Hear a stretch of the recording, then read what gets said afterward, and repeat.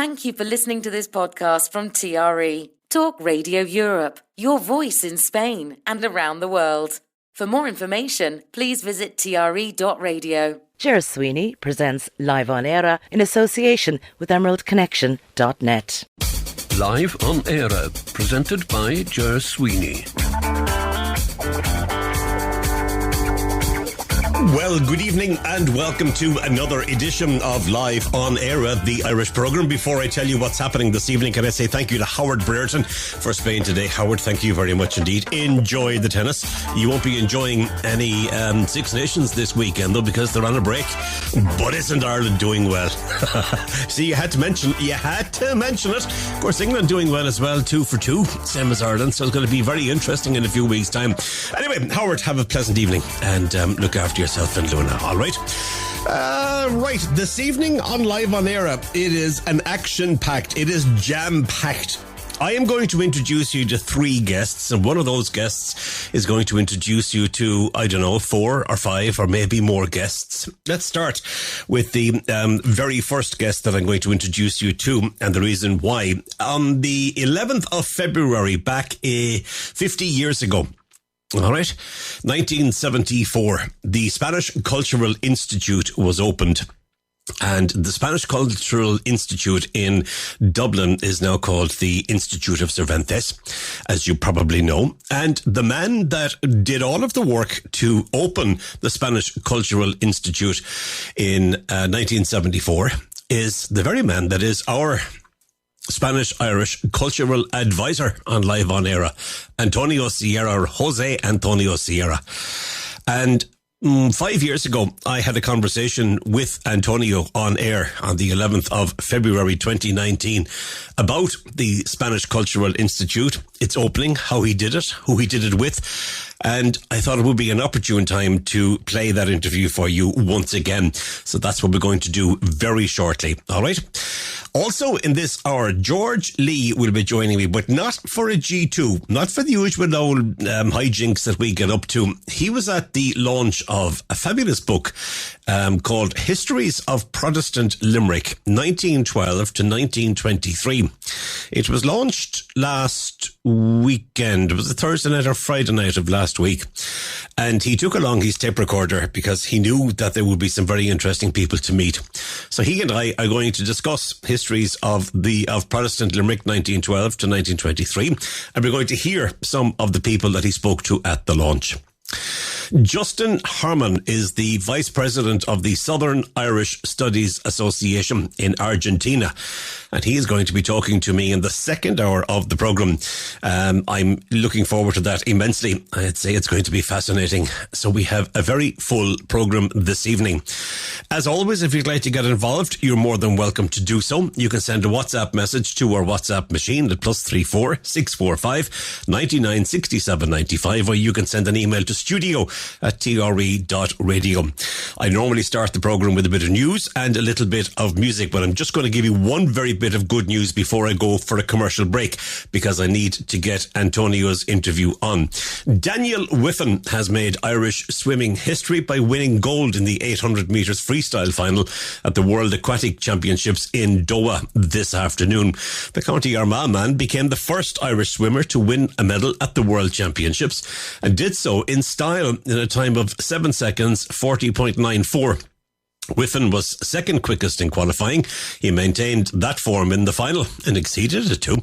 The Loughborough University student will now turn his attention to securing further success in the 1500 metres freestyle event, the heats of which begin on Saturday. We wish him well. I'm going to take a very quick break. Come back to me just after that, and you will hear the interview that I did 5 years ago with Antonio Sierra about the establishment of the Spanish Cultural Institute, now the Cervantes Institute, which celebrates 50 years in existence since last Sunday. Live on Eire, presented by Ger Sweeney. Saving on your insurance is easy with Linea Directa. Easy? How easy? Well, it's like riding a bike. Oh, you mean like falling off a log? Piece of cake. Ah, easy peasy lemon squeezy.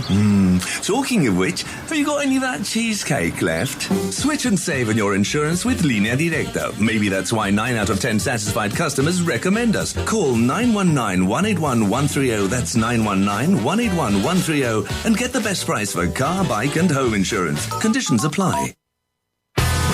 Is your car automatic? Transmatic are the automatic gearbox specialists on the Costa del Sol. Since 1990, Transmatic have specialised in the repair and servicing of automatic and manual gearboxes. All makes and models from the earliest classics to the latest hybrids. Transmatic undertake other mechanical work by appointment, all with a 1-year guarantee. At Transmatic, testing and diagnosis is free. So book your car in for a check before it's too late. Also, Delta Car Rental by Transmatic. Short and long term. Call today 952 796 166 or find us online at transmatic.es.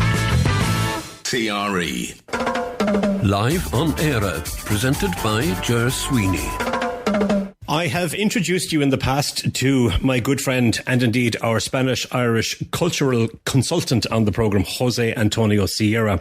And I'm with him again today because today marks a very special day in the Irish-Spanish history book. Because it was on this very day, the 11th of February, back in 1974, that the Spanish Cultural Institute was officially opened in Dublin. It's now called the Cervantes Institute, and it's still working. But the person that was responsible for launching, opening, and running the Spanish Cultural Institute was our good friend, Jose Antonio Sierra. So I thought it would be an opportunity to have a chat with him a little bit about the background to it and the work that was done by the Spanish Institute. Jose Antonio, always good to have you on the programme. Hello to everybody. Now, you went to Dublin in 1968 and you were teaching Spanish in Trinity College.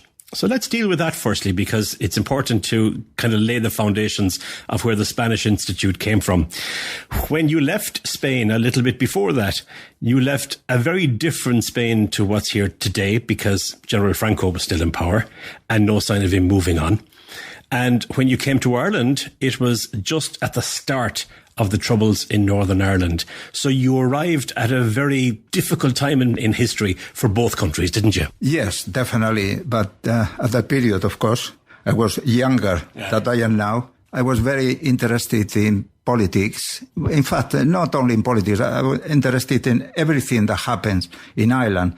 That I was when I would live in England and before in France and in Spain when I left Spain. So when I arrived to Ireland, I found myself in 1968 that I didn't know too much about Northern Ireland. I was working, you could say, language assistant and talking to my students about Spain today at that period.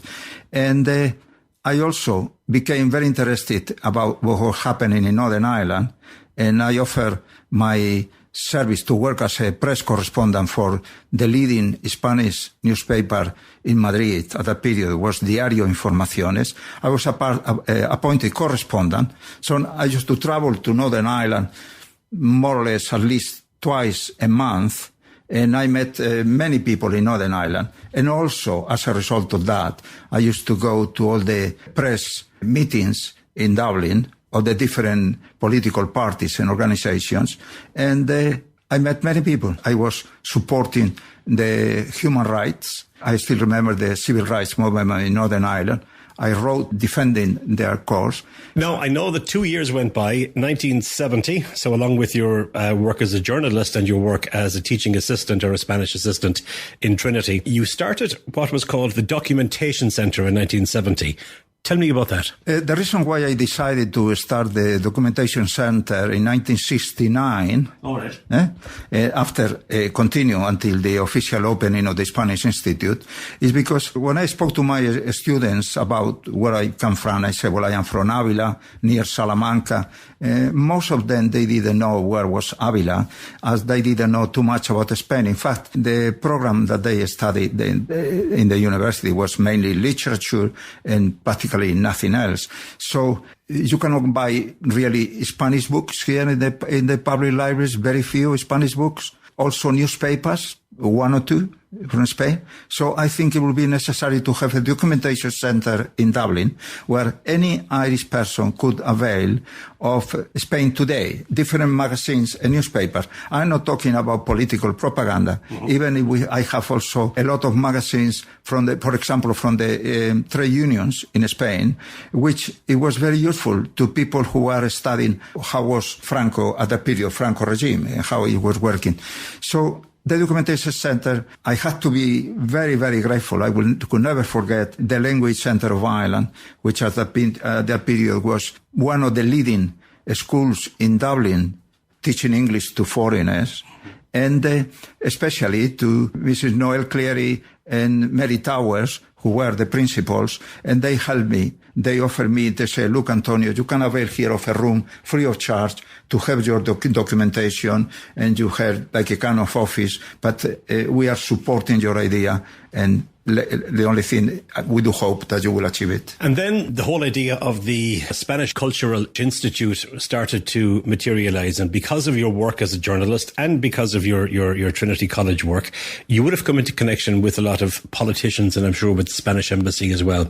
So where did you start with the Institute? What did you have to do? The Institute was started, the first was, I still remember that that was in 58 Northumberland Road, which, by the way, I think it was the German embassy during the Second World War. Okay. It's a historical building. Even some people told me that in that building, one of the Irish buildings that has a ghost inside. Right. I don't know if it is true or not, but we have very strange noises there, and sometimes like if somebody was inside walking around, but I never saw anybody anyway, only the students. But the building was rented in 1971, and the first course was opened in 1972. But officially it was opened in 1974. Why? Because, as you know, you had to wait to see if there is any important politicians to come and say a few words. So on the day, the 11th of February, back in 1974, the official opening of the Spanish Institute in Dublin, who was there? And what was the reaction? Well, was the Minister of Education, and it was the Spanish ambassador, who was, by the way, was from Malaga, was a journalist himself before, Joaquín Juste Cestino, and also came the General Director for Cultural Affairs of the Spanish Department of Foreign Affairs from Madrid, José Luis Mesía, which is Marqués de Buciano, came there, and of course, many people, and I could never forget to Miss Hillary, because I taught her Spanish and to other people in the Language Center of Ireland. Just to interrupt you there, Maeve Hillary was the wife of Patrick Hillary, who was an EEC ambassador at the time, but he was also then went on to become President of Ireland. That's who Maeve Hillary is. Yes. And she promised to me, she said, look, if you manage or you achieve your project that is, one day is open the Institute, I promise to you that I would like to be there as you invite me. And in fact, she did. She came to the official opening. How could I forget Dr. John de Courcy Ireland, who was always supporting the Institute and helping me. I could spend the whole day, if my memory was able to work, just naming people. And I had to apologize for that. Tell me about the connection or the contacts that you had to make through the Spanish embassy, I would presume, with the government here in Spain at the time, and what needed to be done from their perspective for all of this to happen. Well, I think when somebody is unknown, like I was myself, and suddenly you go to an embassy and you say, look, I have this project. Well, at the beginning they say, well, they see you and they say, you are a dreamer. How we are going to start that? But when I came to Spain during the holidays, until the Institute was open, all my holidays were dedicated to the project. So I came to Spain, I wrote to all the newspapers. I used to go to the Department of Foreign Affairs and stay there until they were received for the top by the general directors at that period, and explain to them why it was necessary such a country like Ireland, so many centuries of historical relations with Spain, and they had no institute. And especially, I had to say that at that period, who was Adolfo Suárez, who was later on the president of Spain. He was the general director of Spanish radio and television, the equivalent to RTE. Mm-hmm. And he offered to me the possibility to be interviewed on the radio and express why it was necessary to have an institute. That was a great help. You got significant press coverage with the establishment and the official opening, and you were showing me today, which I can't show on the radio, unfortunately, but you got extensive coverage in the Irish media and the Spanish media, didn't you? Yes, I had the backing of Spanish media and the Irish media, definitely. So what did you do?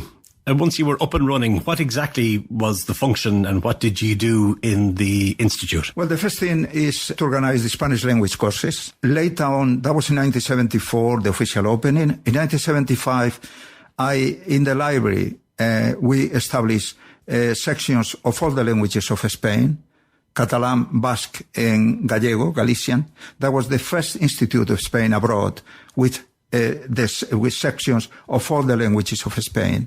And also in 1975, we included courses in Catalan, Gallego, and Basque, all the languages of Spain. We have students in Catalan. I'm talking in 1975, 76. We have no students in Gallego and Basque, but it's because only 2 or 3 people wanted to study. But nobody could say that we were discriminating any language of Spain. That was very important. And the most important thing, the most satisfactory for me, probably, is that I study myself using the services of public libraries.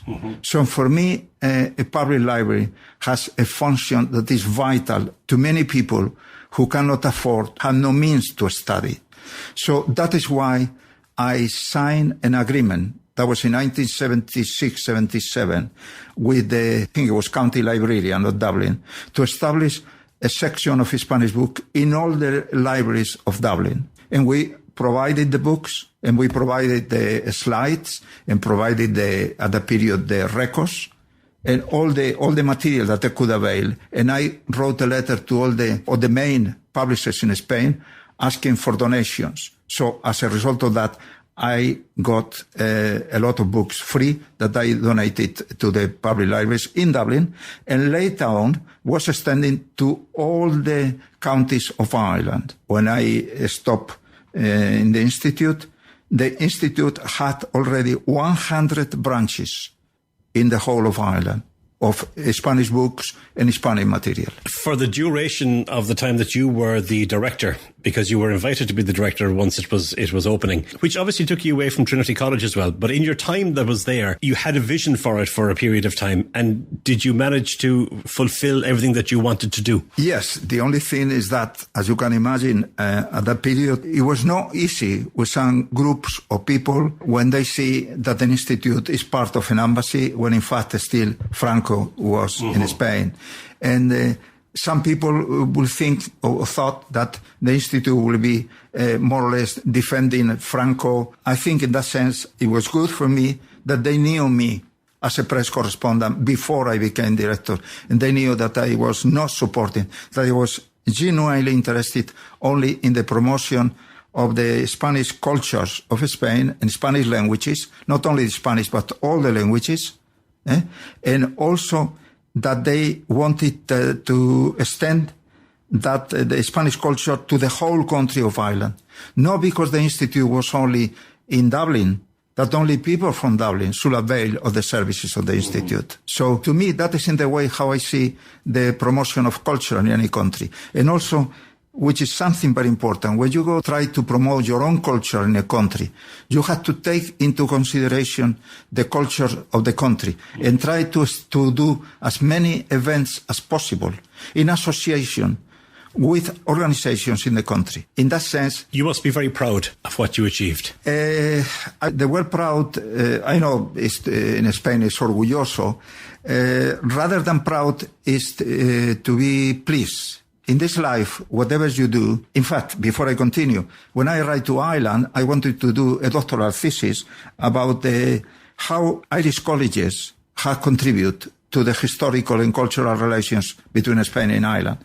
And the reason why I said to myself, well, okay, I could become a doctor and I will write a book and maybe some people are going to read it or maybe nobody. But if I dedicated this time to an institute, I think I will achieve more because I will really establish a link, a permanent link. And in that sense, I could see that nowadays, after 45 years, young people, they don't know that when for example, the institute changed the name and became Cervantes, the Spanish Cultural Institute of 58 Northumberland Road existed for 20 years. So in that sense, if the institute help to people and their interest in Spanish culture and help also Hispanians, because we also help a lot of Hispanians to advising them about where to go in Ireland to study. And I have achieved that. Well, yes, I am pleased. Rather, I wouldn't say proud, I would say pleased. Very pleased. And do you still keep an eye on what's happening at the Cervantes Institute in Dublin? Do you think of yourself as being part of that still? As you can imagine, nowadays I receive their news about whatever they do on a regular basis. I am very pleased with what they are doing. I think they are doing a great work, and I mean it. When I was director, I was doing according to the circumstances and according to a different moment of the history. When I arrived there, you wouldn't see any foreigner. I mean, talking about the Spaniards, we were less than 300. Nowadays will be more than 20,000 probably. Latin Americans, you wouldn't see any Latin American. The only embassy that existed there was the Argentinian embassy. So Ireland nowadays is a multicultural society. So it's completely different. Well, Jose Antonio, on the anniversary of the official opening of the Spanish Cultural Institute in Dublin, 1974, I was only a garçon. Thank you for talking to me and sharing the story, and thank you for sharing the paperwork. It's lovely to hold history in one's hand. It really is. So thank you very much. Thank you very much. Muchas gracias.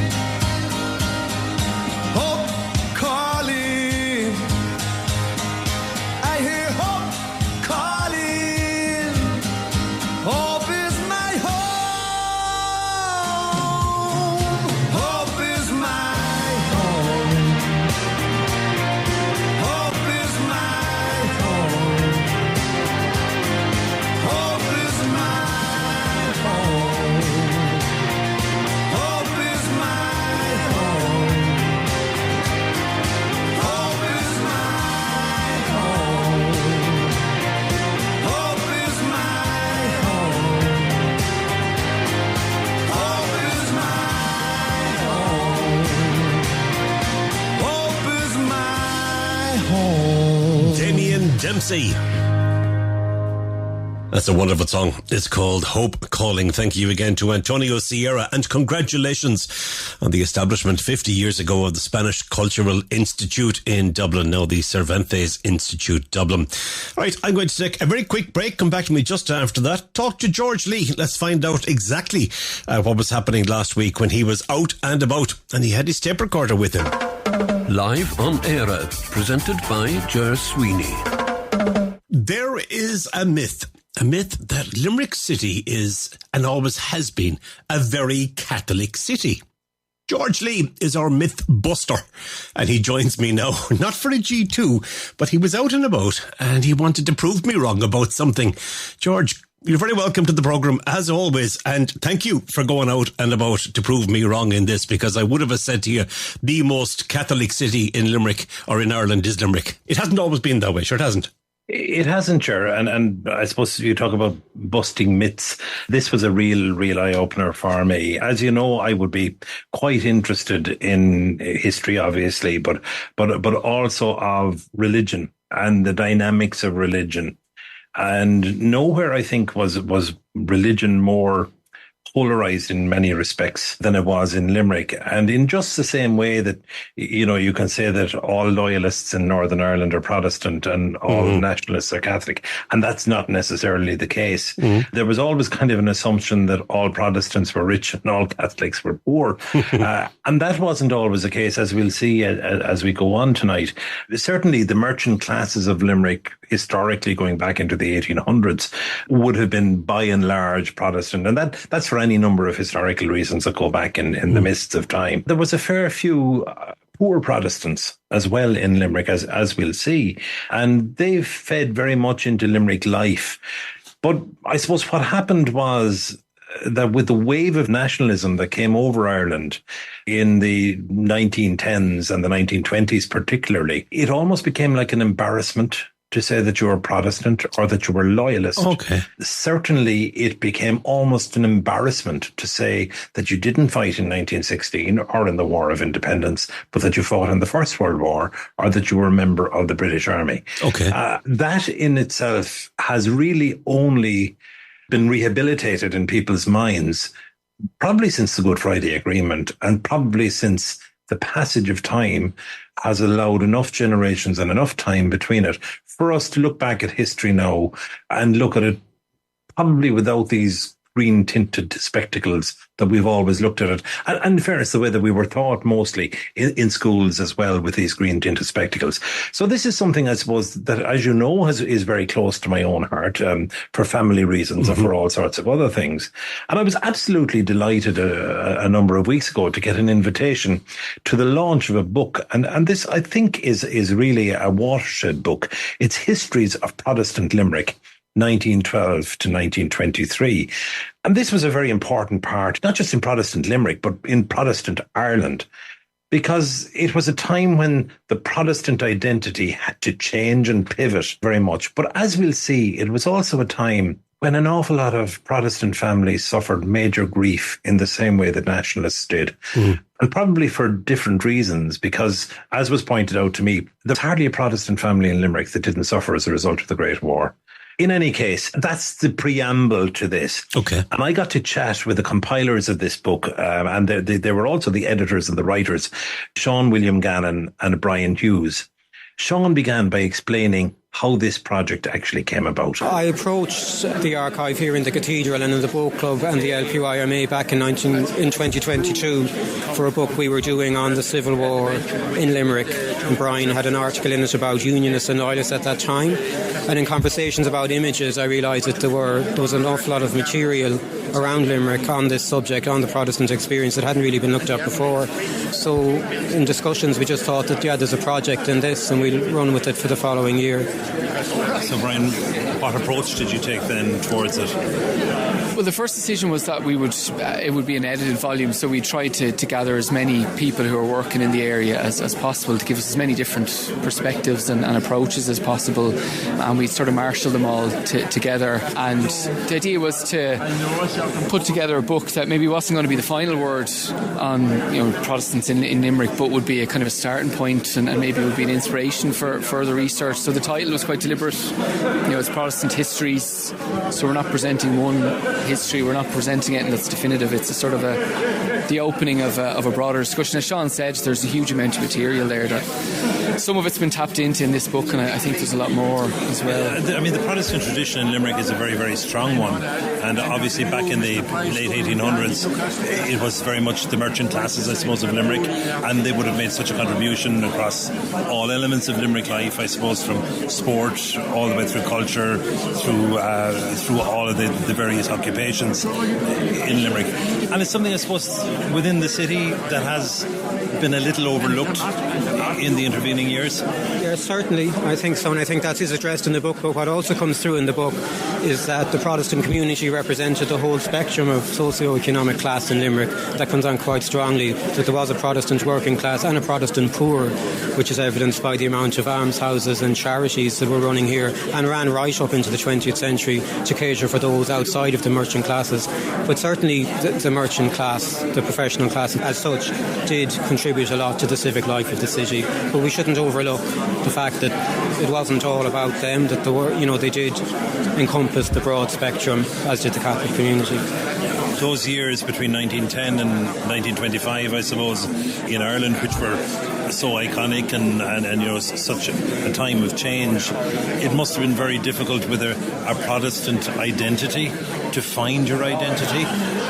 On one side, in terms of the king and country and going to serve, and the call of John Redmond, perhaps even within that, and on the other side, such a rise of nationalism and Catholic nationalism to a certain extent within the city. Yeah, I mean, I think their identity was probably quite clear, and they were very clear about the identity that they had. And I don't think it's one identity either, it's a whole combination of things. It's maybe more, rather than trying to find an identity, it's a sense of identity or a sense of place being challenged, and maybe a dominant identity coming to the fore, which was potentially at the expense of other identities, and it's trying to hold on to those alternative identities as a minority in the face, as you say, of this kind of growth of nationalism. So I think the identities were there.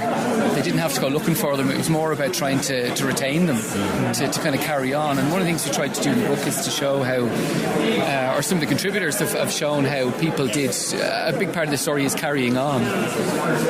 In a time of turbulence and change and disruption, people are trying to carry on as they had done before, as best they could. And of course the Great War had such a massive impact in terms of the number of, we spoke to Craig about this earlier on, the number of young people, I suppose, that died, and a whole generation almost been wiped out at that time. Yeah, I mean, Patrick Comerford in his essay in the book talks about the impact of the war, and he says that there wasn't really a Limerick Protestant family that wasn't affected in some way by casualty, death or injury or so on. It does loom large in the Protestant imagination, the First World War, and you can see that even here with the memorials that are a feature of most Protestant churches across Limerick. Again, something Patrick Comerford covers in the essay. And you can also see how the military was such a big part of the community here as well. That's something that comes across in several of the essays. And I suppose the economic contribution that the military made to Limerick and to the Protestant. Forget the equine tradition in Limerick, which is so deeply rooted in the war horses that would have been acquired by the British Army. And then in 1922, there's that economic hole then with the military withdrawal, which was celebrated obviously in many quarters, but would have had an impact in the cathedral here, for example. Okay, thank you very much, lads. Very welcome, thank you. George, food for thought in that, listening to both Sean and Brian, and amazing where these ideas and how passionately these ideas can develop, and very quickly as well. But it's nice to hear where it all comes from, isn't it? It is, Ger. And another very passionate person that I met, and a man who's become a good friend of mine over the last number of years, is Craig Copley-Brown. And Craig is a young man, a relatively young man. It's amazing how we forget. You and I at this point. And very interested in the history particularly the Protestant history of Limerick, but also very invested in St. Mary's Cathedral and also in the Limerick Protestant Young Men's Association. And he also wrote a piece, one of the essays for this book of Histories of Protestant Limerick, 1912 to 1923. This is, I suppose, the end of the Decade of Centenaries programme here in Limerick. This book was sponsored by Limerick City and County Council and the National Decade of Centenaries programme, basically to shed light on the experiences, cultural, economic, religious, of that Protestant minority in Limerick in the 1920s during that period of revolution. So the contributions in the book focus, I have myself one on the cathedral and the vestry records that exist here and what was happening at the time, what were the concerns that clergy and that laity had. The second contribution then is on the Limerick Protestant Young Men's Association, which is the cultural side of things. So that's focusing on how people were engaging socially with one another, recreation, sport, basically how these things advanced or survived in the 20s, because it was quite a challenging period for a lot of people. Yeah, I suppose the Protestant tradition in Limerick was the merchant classes pretty much, and were seen as that. But they were responsible for so much of the crossover as well in areas like culture, and particularly in areas like sport, with the foundation of rugby and with the foundation of all of the various other sports that came into Limerick. So the Protestant contribution within the city was absolutely massive, particularly at those times. It was, and you see it, especially with the LPYMA as a club. They basically saw a gap in the market in the mid-19th century for a place for middle and working class men and women to socialise. There was nothing really there for people. So through the benefices of people like Archibald Murray, Benjamin Jacob, the Barringtons, the Cleaves, these different merchant families, they enabled financially and by advancing it through their own cause, spreading the word, they enabled an association like that to be established, basically, and they provided that service to the community. And I suppose coming into the First World War times then, I would imagine that a lot of the Protestant population of Limerick were almost conflicted in many ways between king and country on one side and on the other side with the whole birth of nationalism and the nationalism as it had started to emerge around that time as well.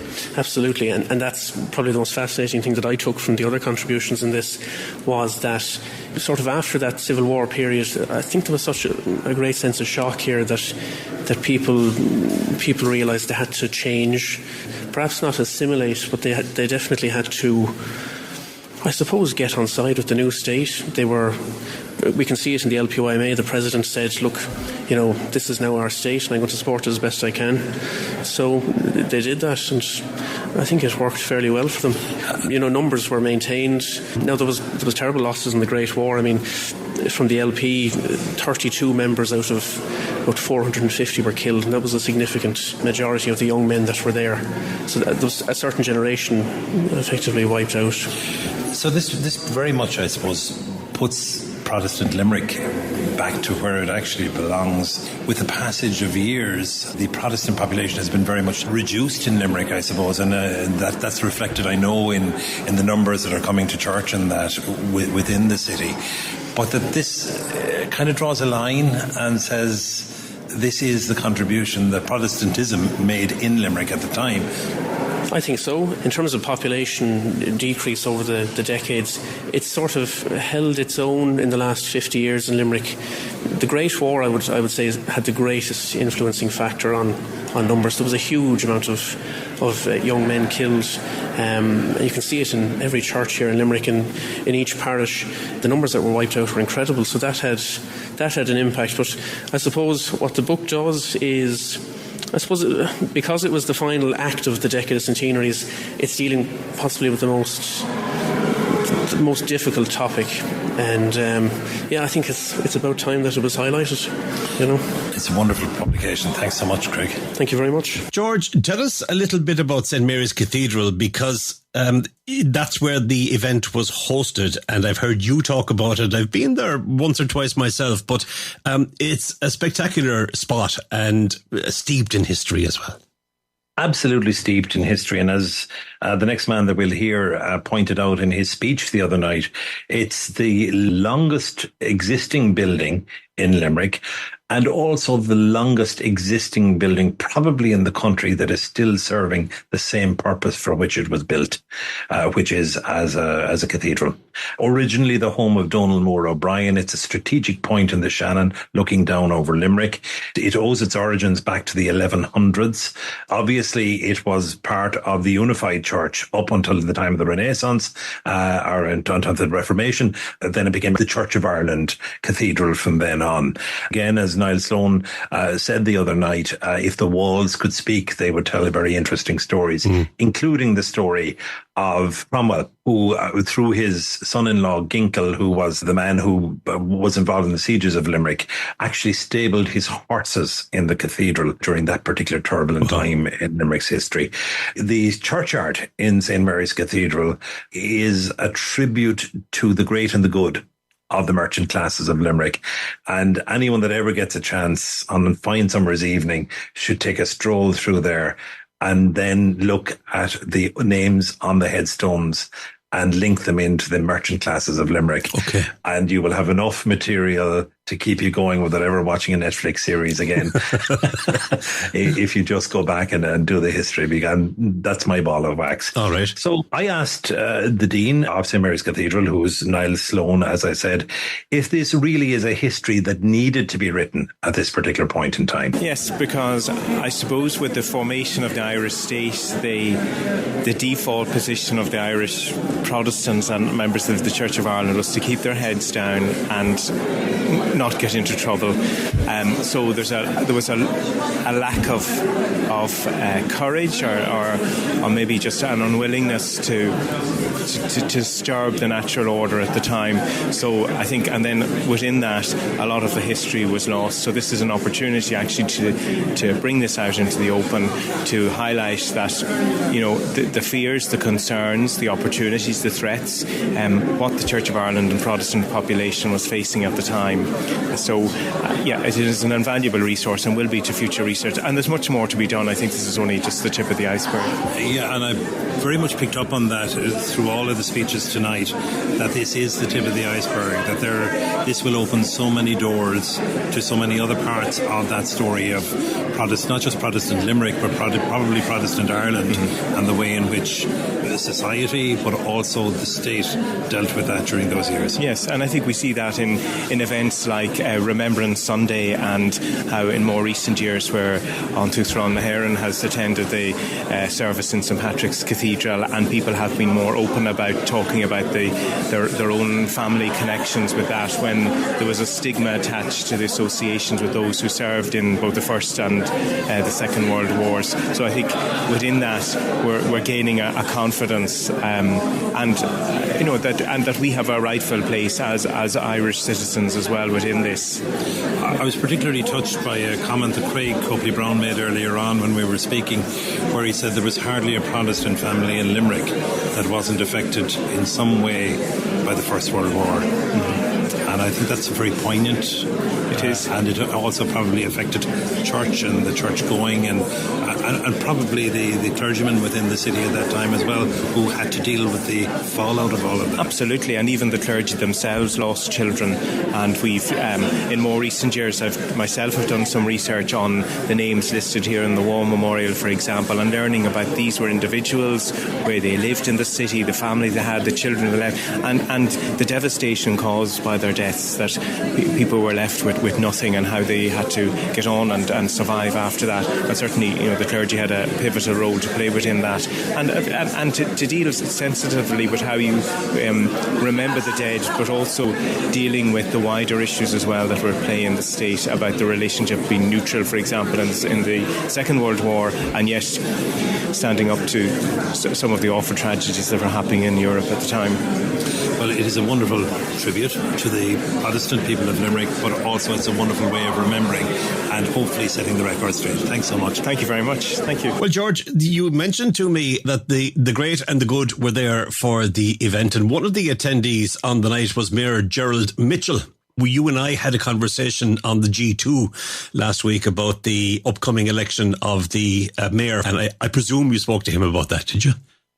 I did, Ger, and I got his opinions on it, and I also congratulated him because, of course, he is the last mayor to be elected under the current system. And I think he pointed out he was the 968th mayor of Limerick or something, Okay. some mad number like that anyway, and the last to be elected under the current system. And I also spoke to him about the death of John Bruton, and it was quite an interesting time because I was able to draw the line, I suppose, between the histories of Protestant Limerick and as we spoke about it on the G2 last week, the links between John Bruton and John Redmond and the Home Rule Party. And that tied in quite nicely into the histories of Protestant Limerick as well. So he spoke to me not just about that, but also with the sense, I suppose, of looking back, because he's not just leaving the role of mayor in early June. He's also leaving politics completely. It was a hard, sad decision, actually. I'm pulling back from politics there on the 7th of June, provided there's a mayor elected or mayoress elected. Otherwise, I may have to stand for a month or two if that's not agreed upon and the people elect a mayor at that particular date. And I'd be hoping they would. And as you know, the new term for mayor now is elected by the people. The new term is 5 years. So it's going to be interesting times ahead. We were the first Limerick City and County Council amalgamated in 2014, and I think the mere fact that if you have a strong city, it reverberates out the county. It's working, and the city is very much positive at the moment in relation to employment and in relation to culture and in relation to attracting jobs. And Limerick is doing well, and the Midwest is doing well accordingly. So it's great to see that when I leave, that Limerick is on the up and up, and we got Local Authority of the Year in 2023, and we're shortlisted with the Lamb Awards there, which will be going up next week. So I hope we'll be winning another few awards in that department. I'm delighted as Mayor of the City and County to be here this evening for the launch of this book. As I said earlier on, sometimes we hear the national side, now we're hearing the Protestant side, and there are two sides to every story. But as you know, if you look at some tyrants over the years, going back to Hitler, Napoleon, and you're now looking at Putin, do you think now we're back at the same thing on the verges of more war and more hatred? And I want to say about the Ukrainians, under their circumstances, a war-torn country, like we as Irish people, they're welcome into our country, and we support them. We know, going back to the famine times and travelling over to England in the 50s, we weren't welcome in a lot of places either. We know what it's like to be accepted and not accepted. So I'm delighted to be here tonight and hear the other side, the minority Protestants during the War of the Revolution. And of course, Ireland during that time was a very riven society. You had nationalists, you had loyalists, you had people who supported Redmond, you had people who were anti-war, and of course the people that stayed at home. We had the 1916 revolution. All of those things were in the melting pot. It was a very riven place, and it has taken us maybe 70, 80 years to get to a stage where we can now look back at that as a nation and understand that there was other traditions and there was other voices, and that's what's reflected in this frame. It is, yeah, which need to be heard, whether the minority or not. You know, we have to hear the two sides of the story, as I said. But let me assure you, in the War of Independence and prior to that, there were people there who gave their ultimate sacrifice for their country, for independence. Let's not forget other parties. What emerged out of the War of Independence was Fianna Fáil and Fine Gael. But let me assure you, any man who gave his life for his beliefs, whatever side he was on, is a patriot to me and should be honoured accordingly. And it's probably relevant as well this week, the week that launches this book of histories of Protestant Limerick, and we look at the Redmondite, and of course we remember John Bruton, correct, who was very much cast in the line of John Redmond. Well, I think that he played a crucial part in the Good Friday Agreement. And one thing about John Bruton, he was a hard worker, he was a very dedicated politician, and he was a man of integrity, and he was a decent man. Like, he looked at both sides of the story. He respected the other side and he respected the Irish side, and I think that came out in praise for him in the past number of days. Yeah, he had the true qualities and ideals of Fine Gael. He was a great man, and he served the people well. Thanks so much, Mark. You're welcome. Okay. Now, George, that particular evening was an evening spent looking back, because everybody there was listening to stories about the time that was in it, 1912 to 1923. But there was a great opportunity to look forward as well. And you met a young man that you had a quick chat with. I did, Ger. While I was talking with Craig Copley-Brown, his brother, Noah, wandered in on the conversation and was there in St. Mark's Chapel. And I took the opportunity to have a chat with Noah, very much absorbed into the whole Protestant way of thinking, St. Mary's Cathedral. And of course, St. Mary's is famous right across the Midwest for its bell ringing. He's got into that. He's a campanologist, as I pointed out to him. And also, we spoke to him about the other roles that he fulfilled within St. Mary's. So I began the conversation by asking him what age he was. I'm 11. And you're in school here in Limerick? Yeah. In St. Michael's in Perry Square, isn't that correct? Yeah. That's true. So, but you have a big job here in St. Mary's Cathedral, I believe. Yeah, I'm the assistant verger here, and I'm also a training bell ringer. Okay, so what does an assistant verger do?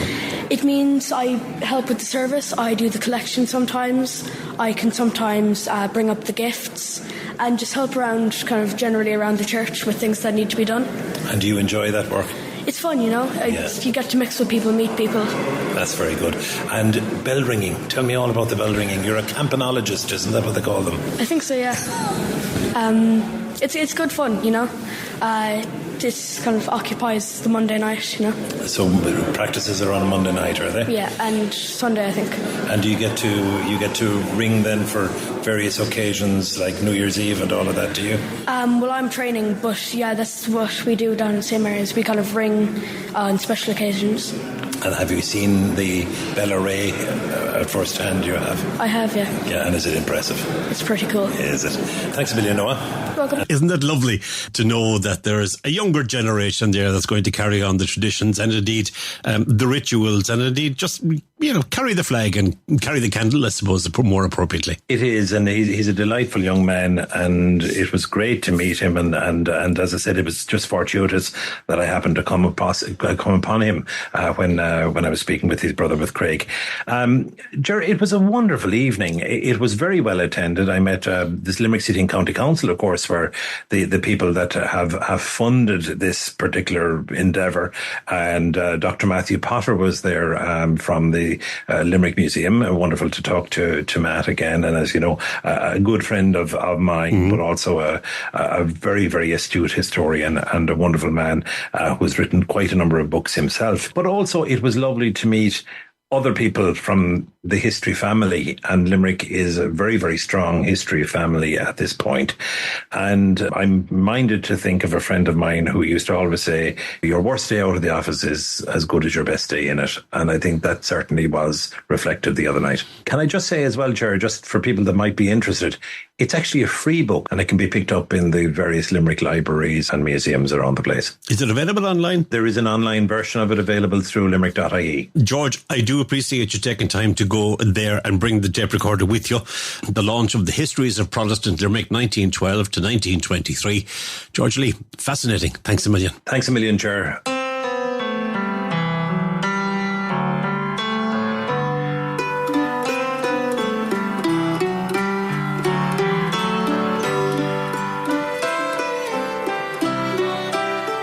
We've got an old love, one we never will get tired of, one that fits us like an old glove, one to warm a winter's day.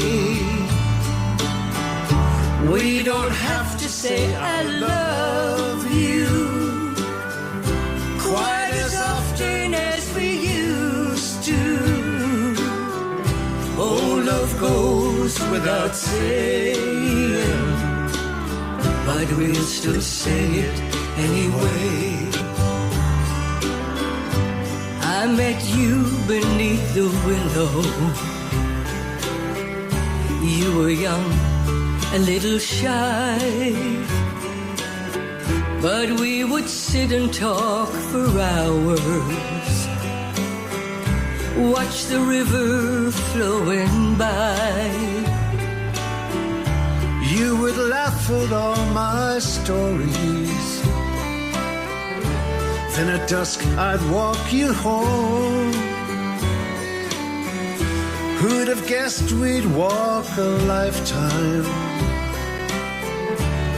growing up and growing old. We've got an old love, one we never will get tired of, one that fits us like an old glove, one to warm a winter's day. We don't have to say I love you quite as often as we used to. Oh, love goes without saying, but we'll still say it anyway. We may not leave this town we live in.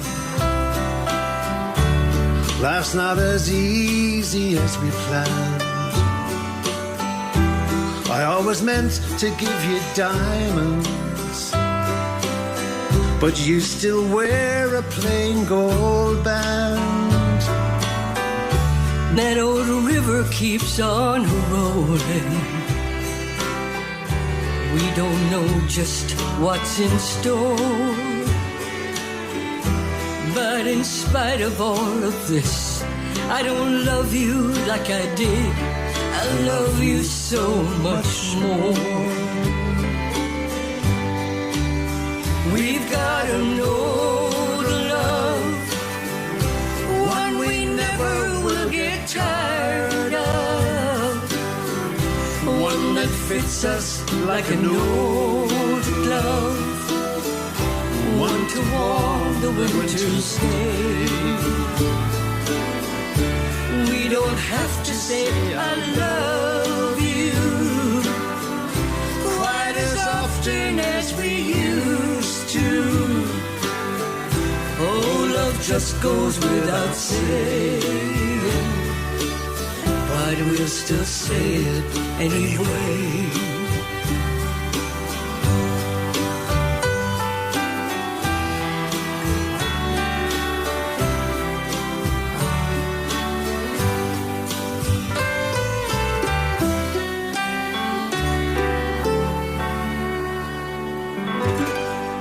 Lovely. It's brand new, and he never told me that he was teaming up with Sandy Kelly. That's Mike Hanrahan and Sandy Kelly together, and a song called Old Love. Nice one, and good luck to Mike and Sally. I was going to say good luck to Mike and Sandy Kelly. It turned out to be Sally. Anyway, there you go. Thank you to George again for all of the work that he put into that particular package. Much appreciated, George, as always. And it's fascinating. History is just great. As you know by now, if you're a regular listener, I'm a big history fan. Although my father used to always say there was no future in it. But there you go. And he was right. He was absolutely right. We're heading towards news at the top of the hour. I have another interesting guest, very interesting guest for you to meet in the second hour of the programme. I'll have another little bit of music and we'll have some news as well. So please make yourself comfortable. Don't go anywhere. I'll see you in 2 minutes. Talk Radio Europe. Your voice in Spain. Live on Eire, presented by Ger Sweeney. You're welcome to the second part of the programme. Thank you for being with me on this Valentine's evening, and hopefully you're nice and relaxed and cosy. I haven't the fire on tonight. No, I didn't. I just didn't. But I have the heating on, all right. But it doesn't make any difference. I'm cuddling up to myself tonight. All I'm lonesome. But that's okay too. That's all right. Some news for... Oh, sorry, before I tell you anything else, can I say to you that coming up in this hour, I'm going to be talking to a fascinating gentleman. His name is Justin Harmon. And Justin is the Vice President of the Southern Irish Studies Association, based in Buenos Aires, or just outside Buenos Aires in Argentina. And you will know from this programme that there are great connections between Ireland and Spain and Argentina. And when I made contact with the organisation, again, it was something that Antonio Sierra had encouraged me to do. I just asked for a spokesperson, and Justin got in contact with me, and it wasn't until we were having an in-depth conversation prior to tonight just to kind of chat about what we'll be chatting about, that a whole new world opened up in relation to what Justin has been doing with his life. So fascinating character. I'm really looking forward to chatting with him in this hour of the programme. I suppose the biggest story in Ireland for the last 3 or 4 hours particularly has been that yet again members of the board and management team at RTE have been in front of the Oireachtas Committee on Media this afternoon.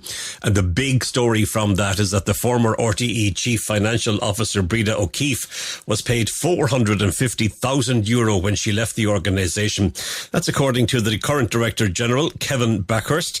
Mr. Backhurst told the committee that he and many people within the broadcaster had no knowledge that Miss O'Keefe had taken a voluntary exit package until she said it at one of the committees. Yes, I remember that. Back in July, Director of Human Resources Eire Cusick said that it was the only package of that size. Miss O'Keefe told the committee last July that she had availed of a redundancy deal. She left RTE in March of 2020 and was replaced by Richard Collins. Now, a review by legal firm McCann Fitzgerald found that her application was not considered and approved by the broadcaster's executive board, as was required under the rules of the 2017 voluntary exit programme. It said that Miss O'Keefe made a business case for her departure that was discussed between her and former Director General Dee Forbes. The review accepted that the failure to comply with the terms of the scheme rested solely with the broadcaster and not with Miss O'Keefe. So there you have it. That's the big story that emerged from it. But I suppose the talking points in advance of the thing was that the RTE board should have asked more questions about Toy Show the musical. The current board chairperson, Siún Ní Raghallaigh, told the Oireachtas Committee on Media. Now, representatives, including Ms. O'Raghallaigh and the Director General, appeared before the Oireachtas on tourism, culture, art, sports and media to answer questions about the transparency of expenditure, governance and future funding of the organisation. Ms. Ní Raghallaigh said that it is a source of regret for each member of the board that they did not rigorously interrogate the RTE executive on an ongoing basis. It's worth pointing out that Ms. Ní Raghallaigh was not the chair at the time that the decision in relation to Toy Story the musical was made. She also sought to assure politicians that the governance structures within RTE have changed to ensure that the mistakes of the past will not be repeated. The board was not appropriately informed about the musical project as it was being developed. Information was withheld from the board and significant contracts were committed to without the knowledge or approval of the full board, according to Ms. Ní Raghallaigh. She said that the risk assessment is now central to all decision making after Toy Show the musical was not appropriately stress test and external advice ignored. The spending level above which board approval is required has been lowered from €2 million to €1 million. It applies to sports rights, programme acquisitions, programme commissions and operating expenditure. It's also a pledge to work with the government to establish a sustainable funding model so that RTE can continue to deliver on its public service media remit. Mr. Backhurst told the committee that there is a commitment to correct the errors of the past and RTE will once again become an organisation the country can be proud of. Evoking TD Matty McGrath's words from last summer when he asked RTE bosses who they were loyal to, Mr. Backhurst said that RTE had an unwavering commitment to serving its audience and the people of Ireland. He also thanked the Oireachtas Committee members for their work and said that the important issues raised in the review of the RTE voluntary exit schemes may not have been brought to light without them. It's not acceptable that key people behind the RTE's Toy Show the musical did not appear at the hearing of the Oireachtas Committee on Media, the chair of the committee has said. However, the Fianna Fáil TD Niamh Smith said that the former Director General Dee Forbes also received an invitation to attend the hearing and responded with sick certs. Deputy Smith said that the committee has instructed the secretary of the committee to now seek out guidance for the committee as to where they can go with this, because she said the key people involved in this, not just the exit packages, not just the Toy Show the musical, but the broader picture on culture and how the board are treated, were not in the room today, and to conclude any sort of substantial report The committee members need to have a conversation with these people. She said that RTE's former Chief Financial Officer, Breda O'Keefe, that we've just mentioned a few moments ago, and former Chair of the RTE Board, Moya Doherty, were also asked to attend, but were unavailable, as was the former Director of Strategy, Rory Coveney. I remember saying to George a number of months ago that story is going to rumble on throughout 2024, and I don't think it's going to prove me wrong. Definitely not.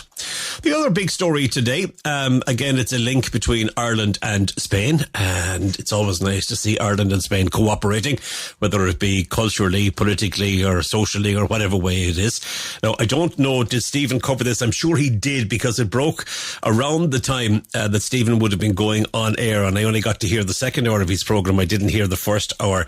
But Taoiseach Leo Varadkar and Spanish Prime Minister Pedro Sanchez have written to President of the European Commission, Ursula von der Leyen, expressing deep concern at the deteriorating situation in Gaza.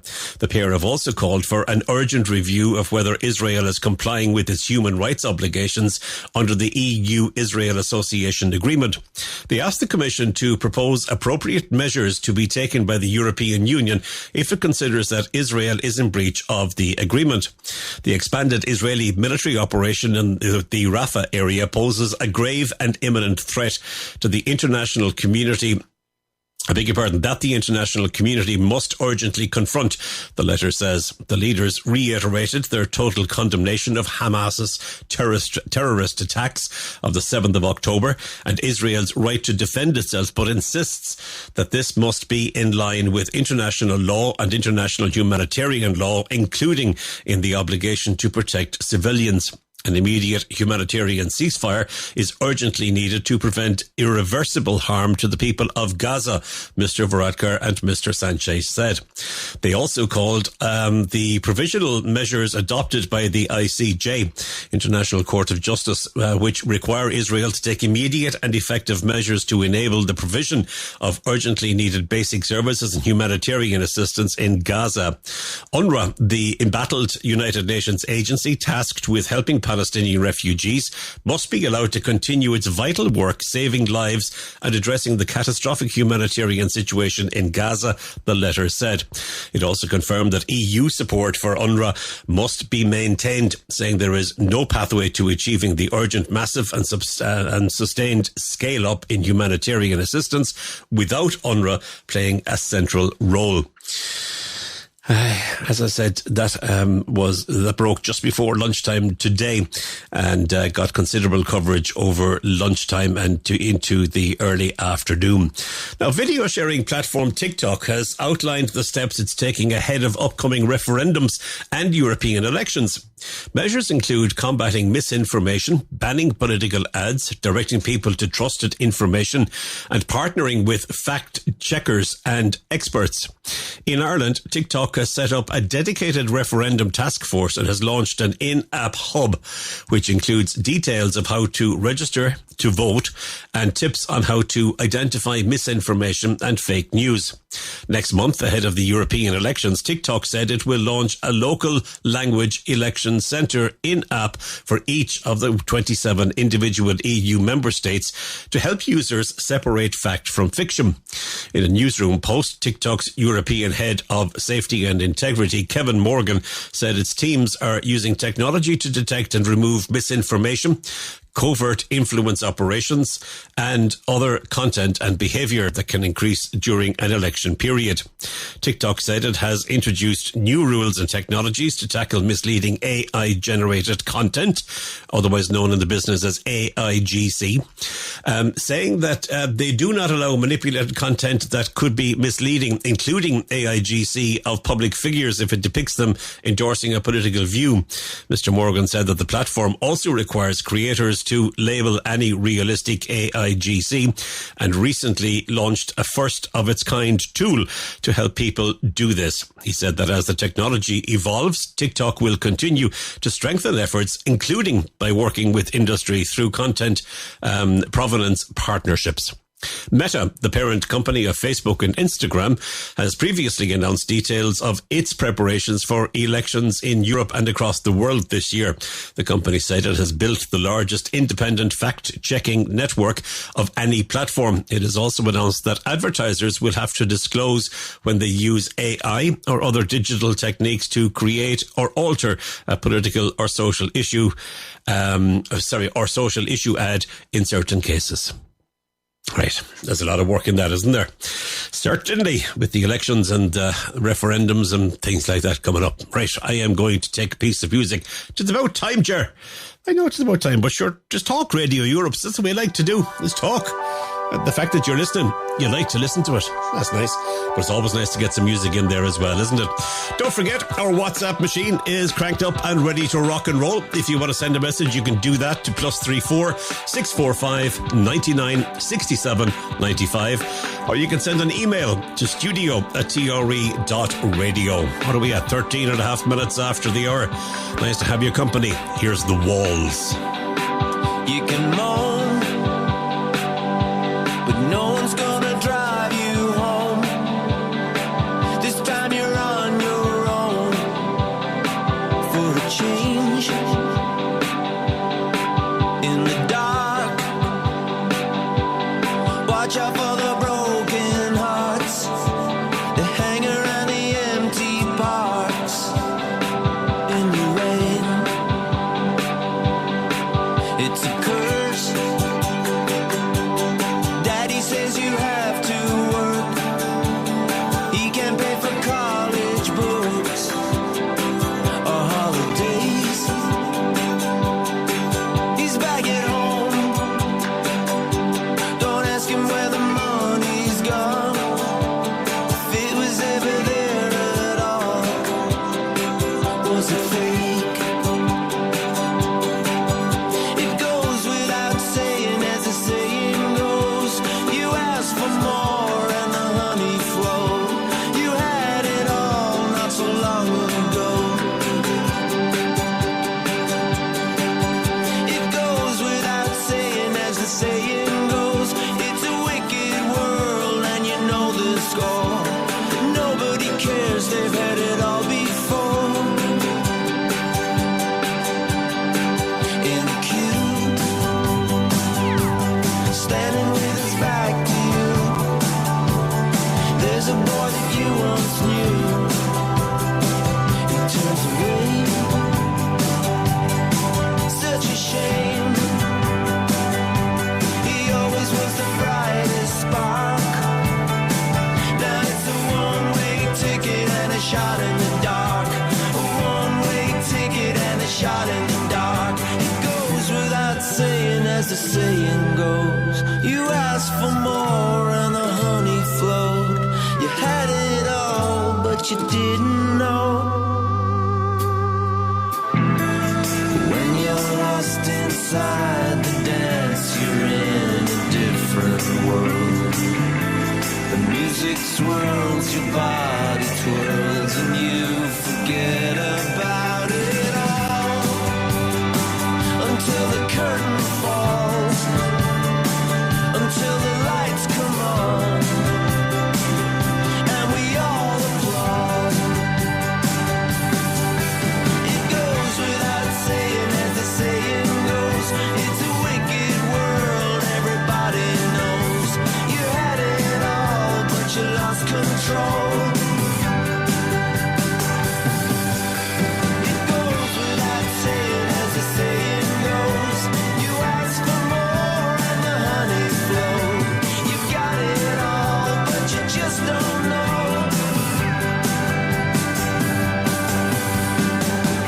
What price would you pay for a happy life? A red rose and a bleeding heart, or a one-way ticket and a shot in the dark? A one-way ticket and a shot in the dark. It goes without saying, as the saying goes. You ask for more and the honey flowed. You got it all, but you just don't know. No strangers to the programs. To the program, I should say, not the programs. Brothers Steve and Joe Wall. And a fabulous song that's called It Goes Without Saying from The Walls. Let's take a very quick break, and I mean very quick, and just after that I'll introduce you to Justin Harmon, who is the Vice President of the Southern Irish Studies Association based in Argentina. Live on Eire, presented by Ger Sweeney. On the programme, on many occasions, I have presented to you a number of connections down through the centuries between Ireland and Argentina. And not just Argentina, but indeed the majority of, if not all, of the South American countries. And I'm glad to say that we're going to Argentina now, because the Southern Irish Studies Association based there is doing wonderful work to create further links and to make people more aware of the links that already exist and have done for centuries. Justin Harmon is the Vice President of the Southern Irish Studies Association, and I'm glad to say that Justin joins me by Zoom link this evening. Justin, lovely to talk to you, and thank you for taking time to talk to me. How are you? Great, thank you very much, Ger. It's wonderful to talk to you today, both about the association in general, but also about links between Latin America, Spain, Ireland, and specifically, of course, Argentina, where I'm talking to you from today. And just for to give us a kind of a mental picture, geographically, where in Argentina are you? At the moment, about on a farm about 2 hours out from Buenos Aires, southwest of the city. It's been raining, very luckily. Argentina has been going through a fairly terrifying drought, so the rains are very welcome. As I look out the window, I can see some rain dancers in the distance there. So no, seriously, it's been very important, particularly because in the southern hemisphere, as your listeners will know, we're just getting into the crop. The harvest season, so this rain is doubly, triply welcome. At this point, I would say to somebody like yourself, I would say you have the Irish accent. Where are you from? And you would tell me that you're from Dublin. And then I would ask you why you are in Buenos Aires and why you've chosen to live there. But we've done that off air already. And I'm going to come back to it very shortly, if that's all right, because it's a terrific story. But let's start how we were meaning to start with. And that is talking about the Southern Irish Studies Association. When was the association established and why, more importantly? Irish Studies in Latin America has had a relatively long history. It started essentially focused on Brazil, curiously enough, even though Irish contacts and Irish migration to Brazil was quite limited. But there were some very active academics working in a number of universities, particularly the University of Sao Paulo. They founded an Irish Studies association there, which has been and remains very, very active. It publishes a lot of material. There wasn't an association as such for what you might call Spanish-speaking Latin America. And there wasn't one specifically for Argentina.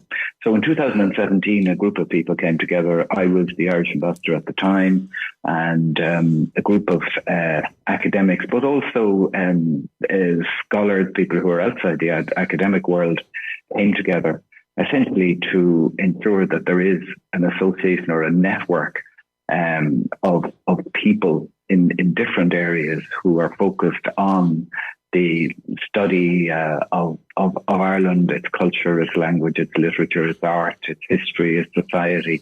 And this association is a network, essentially, which links together different universities and different individuals, principally in Argentina. But the reason we called it the Irish Studies Association of the South is to focus not only in Argentina, but also in the other countries of the Southern Cone, Chile, Uruguay, Paraguay, and Bolivia.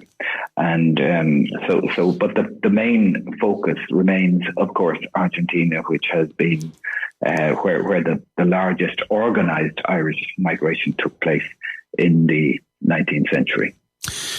All right. And the association itself, I note a number of Irish names. I note a number of names that would be Spanish stroke Irish or just Spanish names.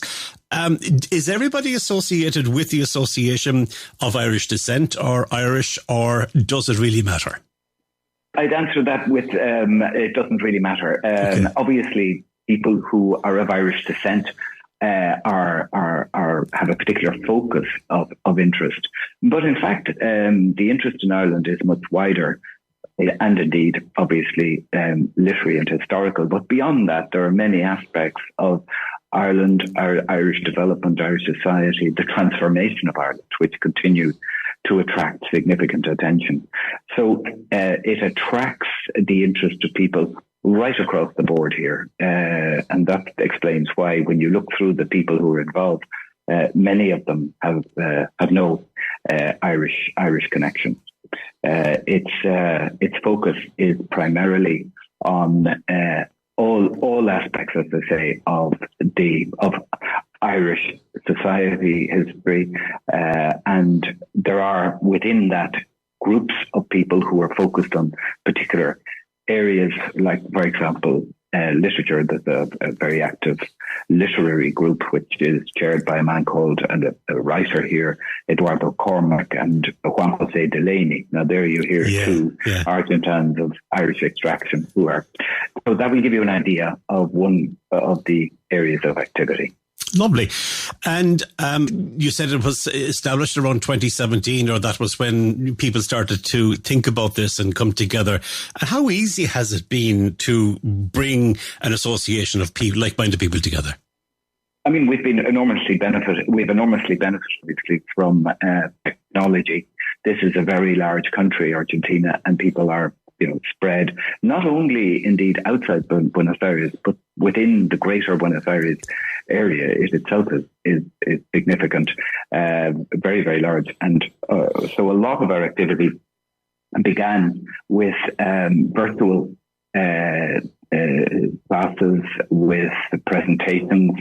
And of course, this was very much then accentuated during the period of the pandemic, when we used the opportunity, never let a crisis go by. We used the opportunity to arrange very regular presentations on various aspects of Irish culture, Irish society and history. And we would have invited speakers virtually, and we had very significant and continue to have very significant responses to these regular presentations that we make. Mm-hmm. It's been very successful in that it's an informal network. We are linked to a number of the universities where Irish studies is taught, particularly the Universidad del Salvador, which is one of the universities in Buenos Aires, which has an extracurricular fair in Irish studies, and offer a diploma in Irish studies. And a number of people, including myself, teach the diploma in the course of the year. It's an extracurricular fair. It isn't confined then only to students at that university. Other people can register, and that the majority, in fact, of people who have done the diploma are not actually students at the Universidad del Salvador. And this has had an important impact in the development of Irish studies in this country. A particular focus of interest here is obviously the history of Irish migration to Argentina, or I would say not only Argentina, but the River Plate. Both sides of the River Plate, because Uruguay there was not insignificant Irish migration as well. So a lot of interest is focused on how that migration developed in the 19th century, and we've been involved in various research exercises. There's a very significant project underway relating to the archives of the Southern Cross. This was the newspaper of the Irish Argentine community, which was founded in 1875, and which has been published until relatively recently. And this is an absolutely extraordinary archive of material relating to the arrival of the Irish and their stories, which were recounted in great detail, how they came here, how they found themselves out in the middle of La Pampa Húmeda, in the middle of the Pampas, moving from, many of them are from the Midlands in Ireland, moving to the fairly extraordinary Pampas in the heat of summer or in the cold of winter, sheep farming in Italy, and then moving to crops and other forms of agriculture, making a major contribution to Argentine life. But their story is told in a way through these archives, and part of what we're doing is working on that material, trying to publish and trying to make it more available to people, so that they can look for themselves and see the story. I always say to people that it's not only part of the history of Argentina, it's actually part of Irish history. This is the only country to which, and only non-English speaking country to which there was organised Irish migration, and how the Irish adapted to this culture, to a Spanish-speaking country, how they adapted socially, how they developed economically. It's a fascinating story, and part of our role in the association is to increase the level of knowledge and understanding of that experience. I was having a cup of coffee and a little bit to eat with my sister and my mum last week, and that was when you actually sent a text to me, and I said to you at the time, I'm with somebody and I'll come back to you, and I just happened to mention to my sister and to my mum that you were texting from Argentina and that I was hoping to do a piece with you on the programme. And my sister said, Argentina? I thought like it was all to do with Spain and things like that. And I said, you know, the Irish have played such an important role in countries like Argentina. And I went on to tell her some of the things that I know. I'll be sending her this particular piece as well once we've a broadcast. And she was unaware of it.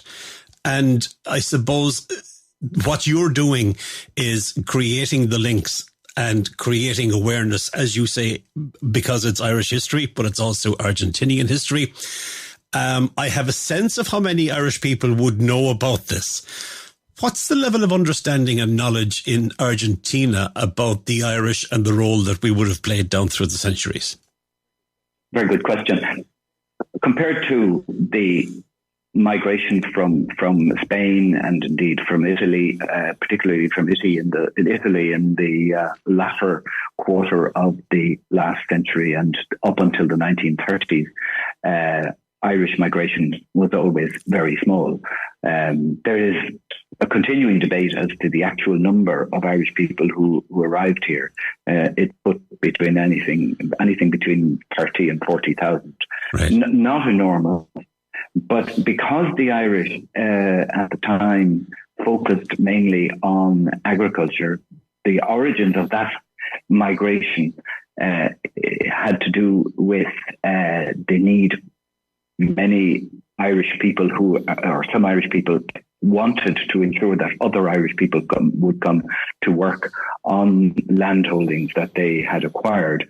So there developed a tradition of bringing out people, particularly from counties Meath, Westmeath, Longford, to some also from Wexford. I mean, you would find people from other counties as well, but those were the main focus points for the Irish migration that took place. They came out here, and there was predominantly an agricultural focus. They didn't tend to remain in the cities. They didn't tend to remain in Buenos Aires where they arrived.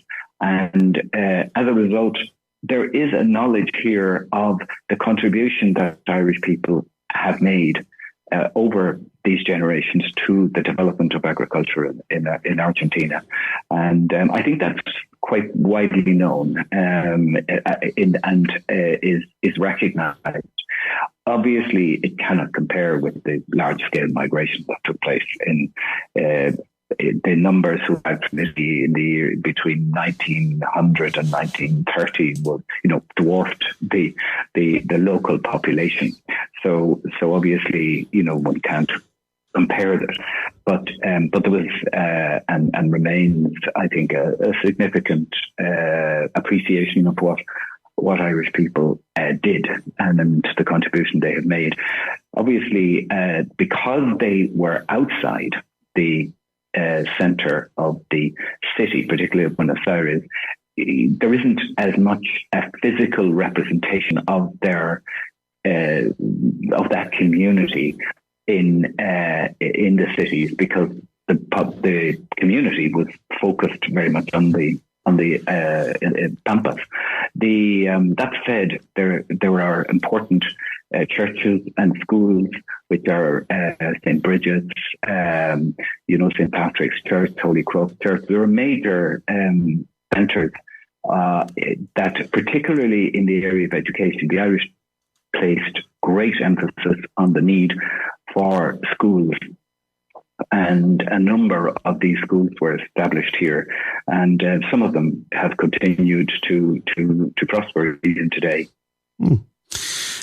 As a studies group or a studies association, you're not like an ordinary, in inverted commas, Irish association where you hold dances and you do, St. Patrick's Day parades and stuff like that. But I see on your website that you have you've acknowledged, February the 1st as St. Bridget's Day. I'm sure you celebrate St. Patrick's Day. Is this something that the association involves themselves in?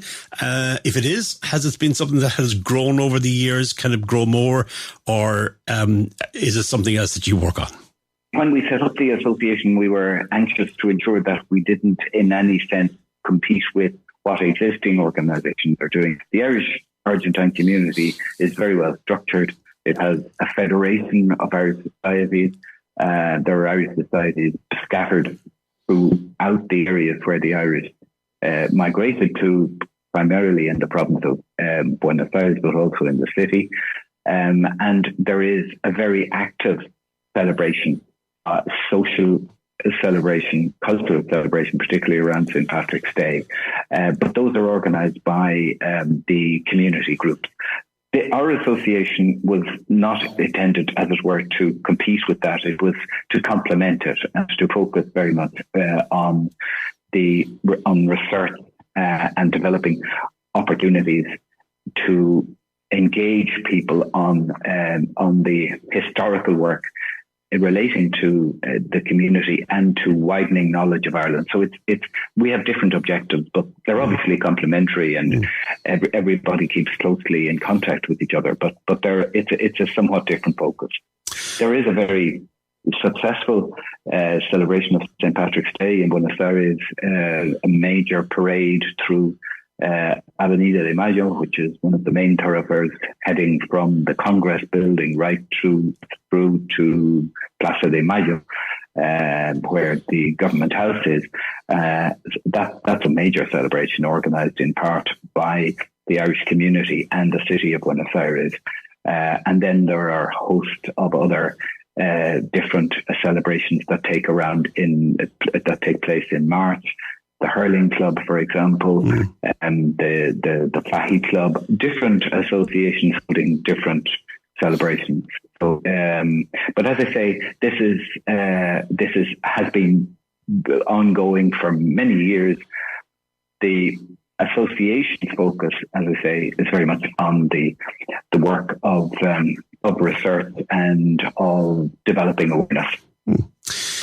You mentioned to me again off air that you and your wife travelled between Ireland and Buenos Aires on an annual basis. You split your time between the two. How do the two countries compare? Are there likenesses? Are there similarities? It's interesting you asked that question. It's obviously in scale and in terms of historical experience, there are so many differences. On the other hand, there are also so many similarities that one is constantly struck by. Argentina is a country which, of course, was founded in 1810 when the in a war of independence. It went through a very difficult 19th century, very serious and deep internal fissures and tension resulted in civil conflict going on until about 1870, and then it enjoyed a period, decades, hugely significant progress. Economic progress, particularly in selling Argentine produce, primarily beef and cereals, primarily to the British market. Right. And then that fed into a very 20th century, which after the economic recession, after the collapse in Wall Street in 29, led to significant instability and a period of decline. Now, the Irish experience, we don't need to repeat it here, but I mean, it has obviously been very different. They're both countries where the role of the church has been very important, particularly in education. Today, Argentina is interestingly looking to Ireland as a country that could perhaps be, in some respects, a model. The current president, who was elected in December, has actually mentioned, of all the countries in the world, has mentioned Ireland as a possible model in certain aspects. So the Argentines do look to Ireland. When I was living in Ireland in the period after I returned there from my first posting here, there were very few Argentines. Today, there are many Argentines who are traveling or living in Ireland, working in Ireland. So the relationship has become much closer as a result. You mentioned your posting, and I was just about to introduce an element to this that involves you personally. And Jose Antonio Sierra, is a man that does a lot of work with me for the program in terms of, we call Antonio our Spanish-Irish cultural advisor. And Antonio, in the previous hour of the program, I played a little clip from Antonio that I recorded with him some years ago about the establishment 50 years ago now of the Spanish-Irish Cultural Institute, which is now the Cervantes Institute. And it was Antonio was responsible for that. And he is always drawing for me the lines between Spain and Ireland and the Spanish-speaking nations of South America, including Argentina. And you kind of create your own little triangle there because, unknowns to me until we had a conversation, you were actually the Irish ambassador to Spain for a number of years, which I'm delighted to hear. So you obviously keep a very close eye and ear to what's happening in Spain as well, do you? I do indeed, yeah, and I'm a regular visitor back. First of all, though, I'd just like to say hello to Antonio Sierra. I have great admiration for him. I was living in Dublin at the time. I remember very well the establishment of the cultural centre, the Cultural Institute in Dublin. He made an enormous contribution. It was a different Dublin, it was a different Ireland. And the arrival of Spanish culture into Dublin at that time gave an enormous lift. It not only increased knowledge and opportunities for learning the language, about the culture, the history of Spain, but I think it gave a great fillip to cultural life in Dublin. And I think he is enormously to be congratulated for that. I was here in Argentina as ambassador from 2014, but prior to that, for 5 years, I was in Madrid, and obviously was closely involved in various matters relating to the Irish community, living, some working in Spain. It was a period of significant turmoil in lots of different ways because of various things, including the crisis and the impact of the crisis had, the economic and financial crisis of 2008-9 on people living abroad. And Spain, as I think I mentioned to you before we came on air, was the country I first went to as a schoolboy in the early 1970s. I was teaching English in the Bihel International School in Algorta, not that far outside Bilbao. Mm-hmm. So that was my first taste of Spain, and I'm always delighted to go back.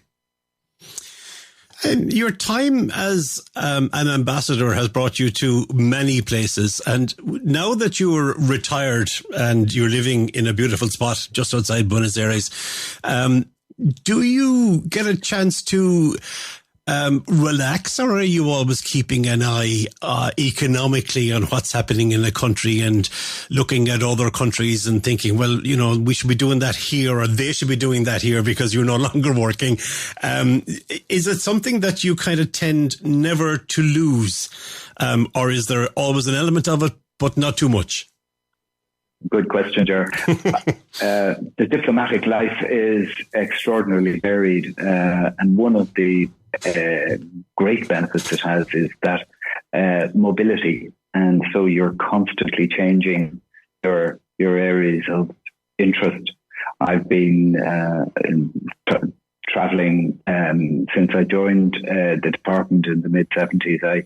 I came down here as a 22-year-old, having just joined Foreign Affairs. We had our first presidency of the then European Community in the first half of 1975, and I came down just a couple of months thereafter, before the coup d'etat, which took place here in Argentina in March 1976. So Argentina has had decades of very significant economic and political turmoil. The 20th century rather was itself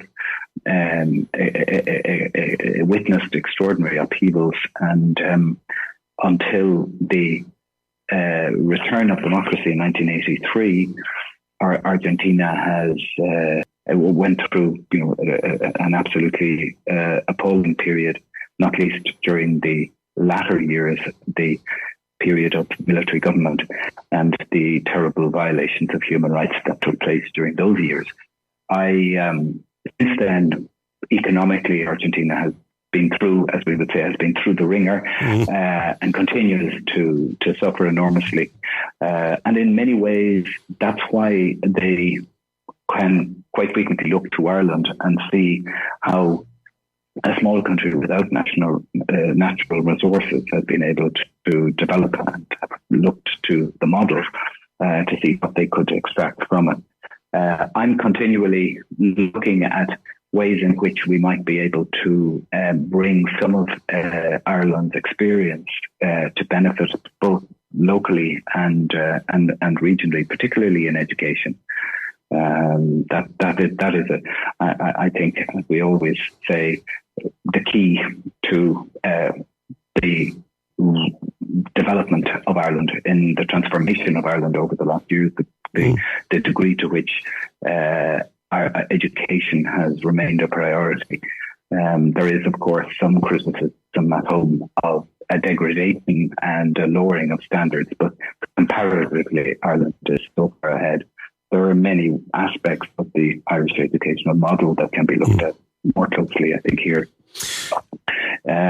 It's a country with enormous natural resources. We don't compare, but how you exploit them and how you can do so in a sustainable way. I mean, these are issues that Argentina is now grappling with. Sometimes having such great natural resources can create a sort of an imagined wealth, and but wealth and progress are not really to be imagined. They're based on hard slog of how you actually can take advantage of them, to exploit them, and to ensure that the result is shared. That's something that Argentina has grappled with. I asked you about, and you even were addressing it there, about looking at maybe certain models here in Ireland that Argentina, and you said the new president, and has spoken about looking potentially to Ireland as a model for certain things. As a diplomat, you'll probably answer this very diplomatically, but is there anything in the Argentinian economy or culture or lifestyle that we could learn from in Ireland? Yeah, it's a good question. I mean, Argentina was a melting pot. We never considered ourselves at home as a melting pot. Perhaps we're now looking at things through a different prism as the non-Irish share of the population increases. Argentina became a melting pot in the last decades of the 19th century and the early part of the 20th century. And I think if you look back at that experience, it was enormously enriching for this country. It was if you were prepared to, as it were, swear loyalty to your new state, you were welcomed. I think there is in Argentina a degree of acceptance of incoming influences in a way that is not seen in any way as threatening. And I think that's something that we could look at in Ireland. Obviously, it's very difficult because the transformation in Ireland from a country that was relatively homogeneous to a country where we're talking now about close to 1 in 5 of the population being non-Irish born. It's happening over a very short period of time, and we think of that as being unique. But if we look back, rather similar development took place in Argentina in the latter part of the 19th century, first part of the 20th century, when there was this organized massive migration, and it changed the character, it changed the development of Argentina in a way that I think was very beneficial. So I think that's an area that people have. I think there is one other point I'd make about Argentina, and I think some of this may also be relevant, of course, for Spain. But I think people here are more conscious of family relationships, of the importance of family relationships in the context of a functioning society. It is a country where people place very considerable importance on maintaining those relationships, not only family, but family understood more widely. It isn't a country where the tends defined by the nuclear family. It's an extended family. And I think the cohesion, one of the reasons, my own view is one of the reasons that Argentina has succeeded in part in adapting to the turmoil and upheaval has been actually the existence of a fairly cohesive family network, widely defined, and it has helped people overcome. These are things perhaps in Ireland we might look at how to maintain the basis of wider family networks which can be of support. All right. Justin, we've spoken about the connections between Ireland and Spain and between Argentina and Ireland, but what about the connections via Spain between the two countries? Yes, indeed. I mean, this is a very important point. Obviously, because organised migration directly from Ireland took place in the 19th century, that has tended to overshadow a bit the fact that there were Irish who came here during the colonial period from quite an early time. One of the first Irish here was a Jesuit who founded or played a role in the founding of Asunción in Paraguay fields. But there were Irish who had benefited from the privileges that the Spanish crown gave to the Irish in the period, who managed, as it were, either they or their descendants, who managed actually to secure positions in the colonial administration, including in Argentina, not only in Argentina, in Chile, in Peru, and elsewhere. And that's a very important link that existed. The O'Donnells, for example, I knew the Hugo O'Donnell in Madrid, who would be related to the O'Donnells who came to Spain. So there are very important links. They continued to occupy positions right throughout the colonial administration, right up to the period of the War of Independence. And one of the areas of interest to us is precisely looking at this in greater detail, particularly regionally, families who had connections with Latin America, Spanish America, Irish trading families, whether from the Canaries, from Galicia or elsewhere, and the connections they had with Latin America. So that's an area of interest to us. We have had a number of events focusing on that aspect of the history. You've been very kind with your time. Before I let you go, if you don't mind, I just want to ask you another question in relation to the Southern Irish Studies Association. Is there anything major planned for 2024 on your calendar that you'd like to tell us about?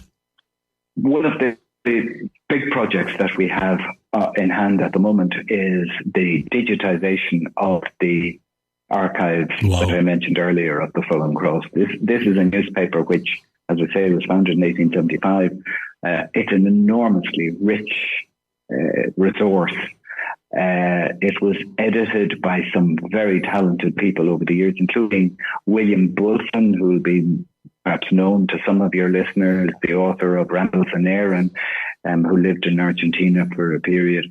And it has been, as I say, a resource which has remained on paper. The paper is unfortunately deteriorating, and it's very difficult to get access to. I don't mean just for scholars, but for ordinary people who are just interested in reading fascinating accounts of how Irish people came from, whether it was from Ballymahan to, or perhaps outside Wexford, came out here, found themselves living on the Argentine pampas, sheep rearing. They wrote very regularly. There were very detailed accounts of that experience. And what we want to do is to digitize these and make them publicly available with a very good research engine, so that you wouldn't be able to use it for searching for family and other connections. So that's probably, I think, our single largest project, which is currently underway. Very good. All righty. Well, listen, anytime that you have something happening that you think you'd like to spread the word on to anybody in Ireland or in Spain or across Europe, we're here. You're pushing an open door. Please feel free to make contact, and we'd love to hear from you. Get checked in again and find out a little bit about what's happening with your association. So in the meantime, Vice President of the Southern Irish Studies Association in just outside Buenos Aires in Argentina, Justin Harmon, thank you very much indeed for talking to us this evening on Live on Eire. Delighted to be with you, Ger. Many thanks.